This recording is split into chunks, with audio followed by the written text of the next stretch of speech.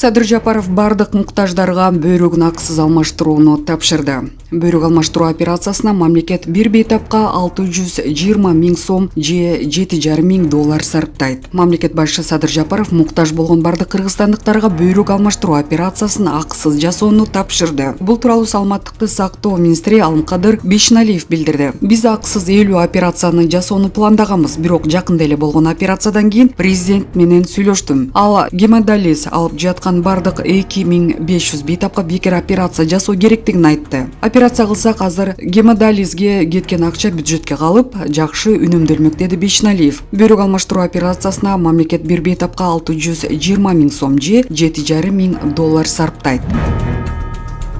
УКМКнын төрагасы Кымчыбек Ташиевдин кызы Сумая Кыдыршаеванын айыптоонун тээп гол киргизген видеосу соц тармакта жарыяланды. Барселонадагы футболдук беттештен бир үзүм 9 жашта Сумая Кыдыршаева айыптоонун тээп киргизди. Көз тийбесин деп жазды Нургазы Анаркулов.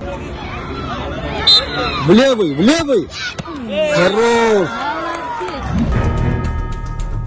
Эмомали Рахмон Кыргызстандын тышкы иштер министрин кабыл алды. Бүгүн 5 февралда Тажикстан Республикасынын президенти Эмомали Рахмон Кыргыз Республикасынын тышкы иштер министри Жээнбек Кулубаевди кабыл алды. Кыргыз Республикасынын тышкы иштер министрлиги билдиргенде, жолугушуу учурунда Кулубаев Садыр Жапаровдун атынан салам айтып, Тажикстан менен эки тараптуу мамилени өнүктүрүү Кыргыз Республикасынын тышкы саясатынын приоритеттүү багыты экенин белгиледи. Кулубаев маектешине Кыргызстан менен Тажикстандын мамлекет башчылары тарабынан жетишилген макулдашууларды ишке жүрүшү тууралуу маалымат берди. Сүйлөшүүнүн жүрүшүндө тараптар эки тараптуу мамиленин актуалдуу маселелерин Кыргыз-Тажик кызматташтыгынын саясий, соода-экономикалык жана маданий гуманитардык чөйрөлөрүнүн келечегин талкуулашты. Андан тышкары эл аралык терроризм жана экстремизм коркунучтарына биргелешип каршы турууда кызматташуу, ошондой эле Бириккен Улуттар уюму, КМШ, Жамааттык коопсуздук кеңеши уюму жана Шанхай кызматташтык уюмунун алкагында өз аракеттенүү маселелери боюнча пикир алмашты.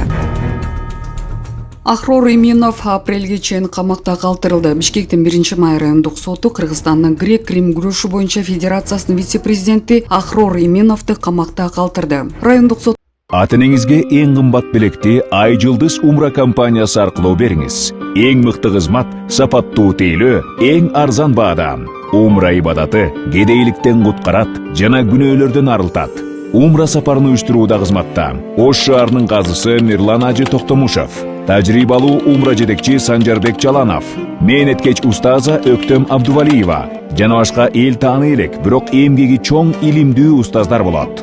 Мекке жана Медина шаарын айлантып, 2 күндүк зыярат сабактар, Аль-Харам мечитине жакын жайгашкан мейманканалар, ага кошумча 1 күндүк Кызыл деңизге болгон саякат уюштурулган. Телефондор 0773 69 18 77, 0501 68 81 18. Ахрор Иминовду камакта калтырды. Райондук соттун басма сөз кызматынын маалыматы боюнча УКМКнын абагында камак мөөнөтү 4 апрелге чейин узартылды. Ал УКМК тарабынан Камчы Асанбектин Көлбаев уюшкан кылмыштуу тобун каржылаган деген шек менен кармалган болчу. Буга чейин Иминов тергөө аяктаганча өлкөдөн кетпөө жөнүндө тил каты менен камактан бошотулуп, бирок декабрдын аягында кайрадан камакка алынган.